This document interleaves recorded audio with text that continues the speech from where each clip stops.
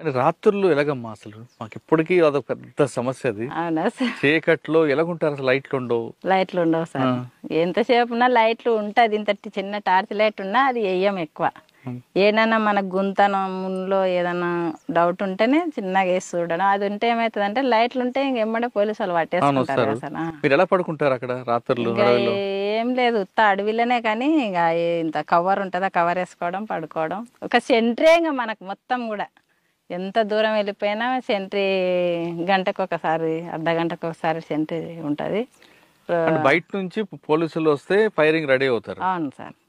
దానికి మీరు precaution ready ఉంటారు. ఉంటాం సార్. కానీ పడుకున్నప్పుడు పాములు తేలులు వస్తుంటాయి కదా. అవి ఇంకా అవన్నీ అప్పుడు ఏం మాకు ధ్యాసకుండా కూడా ఇంకా అవి ఇంకా మాతో పాటు అలవాటు అయినట్టే ఉంటాయి సార్. ఇంకా ఇప్పటి వరకు అయితే అటువంటి ఇబ్బంది, అటువంటి ప్రమాదాలు కూడా ఏం జరగలే. వర్షాకాలం కూడా ఇంకా కవర్ కింద ఒక కవర్ ఉంటే పైన ఇంత చెట్టు ఉన్నా కూడా చెట్టు మీద కవర్ అన్న వేసుకుంటాము. లేదంటే తాళ్ళు పెట్టి ఇట్లా గుడిసెలాకి వేసుకుంటాం సార్.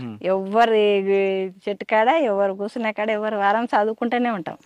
సెంట్రీ ఉన్నదంటే మా పనులు మేమేందంటే ఒక బుక్స్ చదవడమే.